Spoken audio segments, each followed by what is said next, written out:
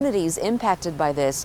I know that you have a family member there who has tragically experienced a loss just like this, to try to help us understand a little bit this perspective of the mourning that continues in our community. Taylor, back to you. Lindsay, that's exactly right. I'm joined by Scott Mosher right now. Scott, if you're not aware, is a current member of the Overland Park City Council, but more importantly, the reason you're here with us this morning, Scott, and you have been before, unfortunately, this is a situation you've joined us before.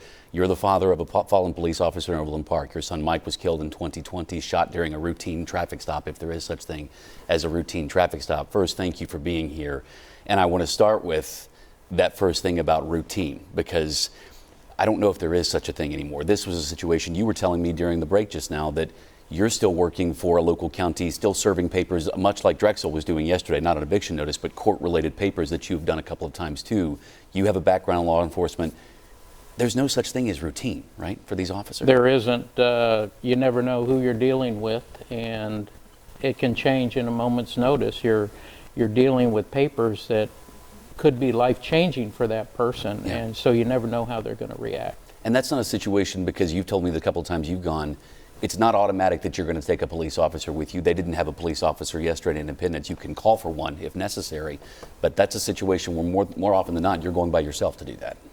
Right, and in our county, we do it by ourselves. This is Franklin County that you do. In Franklin County, yeah, where I work, and you just never know what you're going to get into. And while these process servers, they're trained. Yeah. You know, they are trained, and they are in essence officers of the court. Right.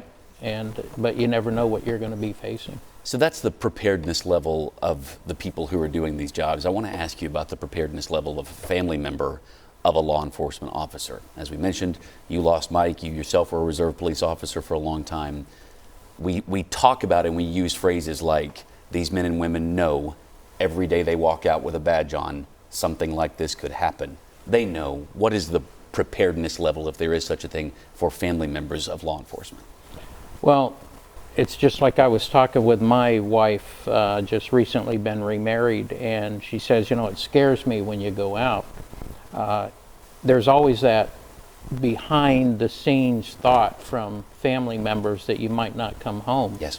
But typically you can't dwell on that. You just have to go out and you have to do your job. You don't worry about, as a family member, you don't worry that about them every single day from a standpoint that they're not coming home, but you do worry about them, that what are they going to run into, and it's always in the back of your mind that they could not come home.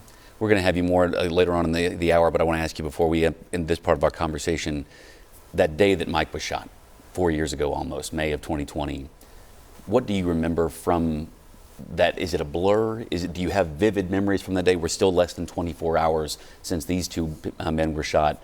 Do you have pretty clear memories of that day, or does it all kind of run together? No, absolutely. Sitting at home, eating dinner, just had talked to Mike as he was off to work. Saw him outside as he was getting in his car. 15 minutes later, we get 3 policemen at the door. I live next door to my granddaughter and his wife, and my granddaughter came running over, and right? Tyler, and said, "Hey, my dad's been shot," and it was disbelief, total disbelief. I was like, "How could that happen? He's not even at work yet." Right.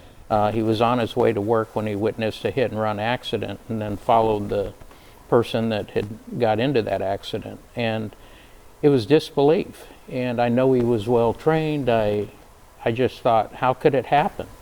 And then the reality set in, yeah, as we headed to the hospital. Well, your perspective is so valuable, and as I've mentioned before, I'm so honored that you will come and sit and talk with us. I hate that these are the circumstances under which we talk so often, but I'm so thankful that you're coming willing to share with me and share with our viewers exactly what these families are going through right now. We're going to have more with you coming up in a little bit later in the hour, but I really appreciate you being here, Scott. Okay. Thank you very much.